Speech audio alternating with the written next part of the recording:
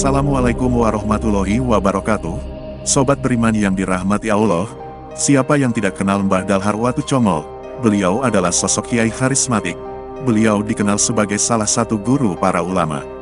Karisma dan ketinggian ilmunya menjadikan rujukan umat Islam untuk menimba ilmu. Bagaimana kisah biografinya? Sebelum kita lanjutkan, alangkah baiknya like dan subscribe channel Lukman Rosyid Official ini.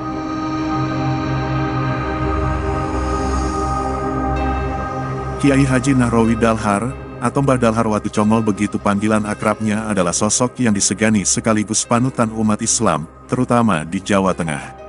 Mbah Dalhar adalah mursyid Thariqah Syadziliyah dan dikenal sebagai seorang yang waro dan menjadi teladan masyarakat. Lahir pada 10 Syawal 1286 Hijriah atau tanggal 12 Januari tahun 1870 Masehi di Watucongol, Muntilan, Magelang, Jawa Tengah. Lahir dalam lingkungan keluarga santri yang taat.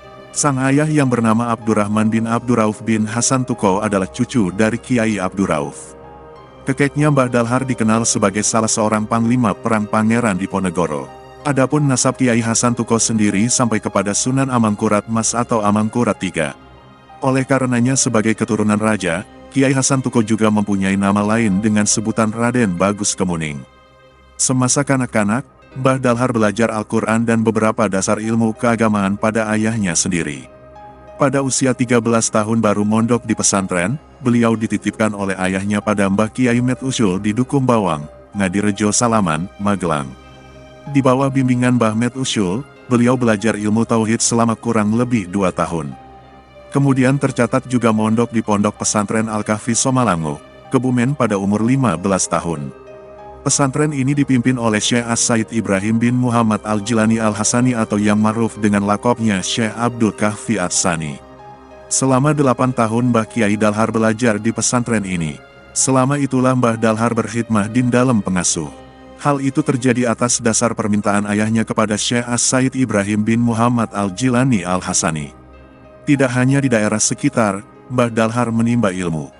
Di Makkah Mukarramah beliau berguru kepada beberapa alim ulama yang masyhur. Perjalanannya ke Tanah Suci untuk menuntut ilmu terjadi pada tahun 1314 Hijriah atau 1896 Masehi. Mbah Kiai Dalhar diminta oleh gurunya, Syekh As-Said Ibrahim bin Muhammad Al-Jilani Al-Hasani untuk menemani putra laki-laki tertuanya Said Abdurrahman Al-Jilani Al-Hasani untuk menuntut ilmu di Mekah. Syekh As-Said Ibrahim bin Muhammad Al-Jilani Al-Hasani berkeinginan menyerahkan pendidikan putranya kepada sahib beliau yang menjadi mufti Syafi'iyah, Syekh As-Said Muhammad Babasol Al-Hasani. Keduanya berangkat ke Makkah dengan menggunakan kapal laut melalui pelabuhan Tanjung Mas, Semarang. Ada sebuah kisah menarik tentang perjalanan keduanya. Selama perjalanan dari Kebumen dan singgah di Muntilan, kemudian lanjut sampai di Semarang, Mbah Dalhar memilih tetap berjalan kaki sambil menuntun kuda yang dikendarai oleh Said Abdurrahman. Hal ini dikarenakan sikap takzimnya kepada sang guru. Padahal Said Abdurrahman telah mempersilahkan Mbah Kiai Dalhar agar naik kuda bersama. Di Makkah, waktu itu masih bernama Hijaz, Mbah Kiai Dalhar dan Said Abdurrahman tinggal di Rubat atau asrama tempat para santri tinggal, Syekh As-Said Muhammad Babasol Al-Hasani, yaitu di daerah Misfalah. Said Abdurrahman dalam rihlah ini hanya sempat belajar pada Syekh As-Said Muhammad Babasol Al-Hasani selama 3 bulan, karena beliau diminta oleh gurunya dan para ulama Hijaz untuk memimpin kaum muslimin mempertahankan Makkah dan Madinah dari serangan sekutu. Sementara itu Mbah Kiai Dalhar diuntungkan dengan dapat belajar di Tanah Suci tersebut hingga mencapai waktu 25 tahun. Syekh As-Said Muhammad Babasol Al-Hasani inilah yang kemudian memberi nama Dalhar pada Mbah Kiai Dalhar. Hingga akhirnya beliau memakai nama Nahrawi Dalhar, di mana nama Nahrawi adalah nama asli beliau, dan Dalhar adalah nama yang diberikan untuk beliau oleh Syekh As-Said Muhammad Babasol Al-Hasani.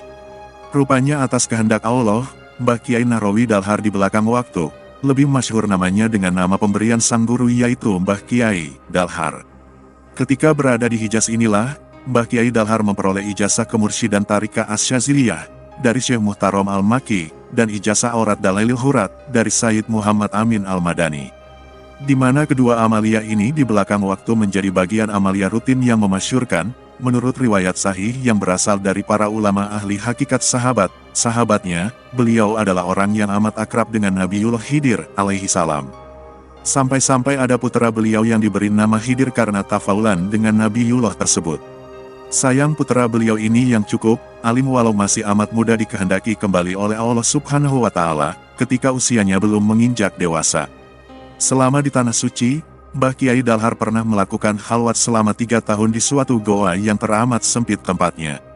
Dan selama itu pula beliau melakukan puasa dengan berbuka hanya memakan 3 buah biji kurma saja serta meminum seteguk air zam-zam secukupnya.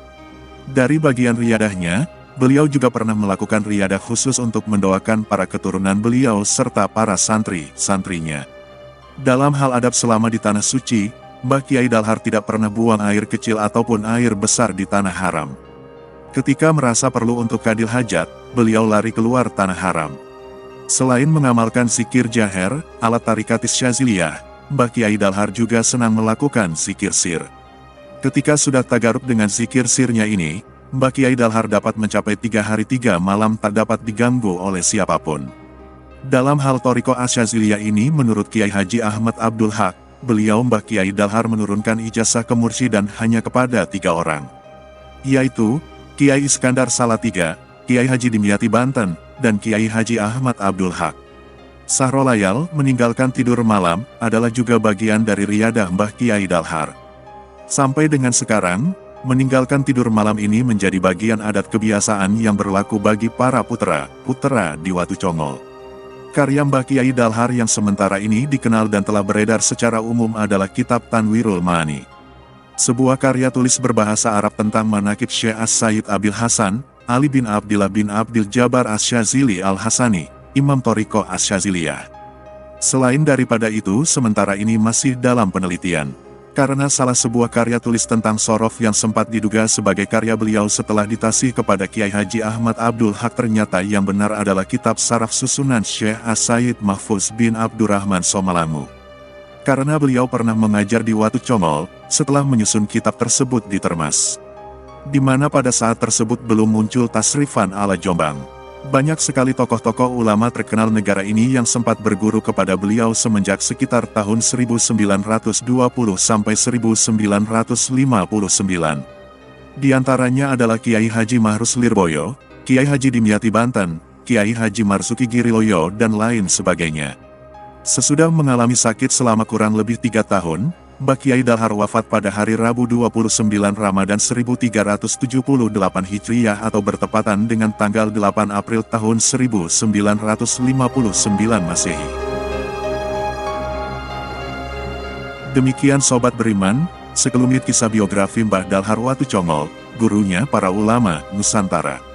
Semoga bermanfaat dan wassalamualaikum warahmatullahi wabarakatuh.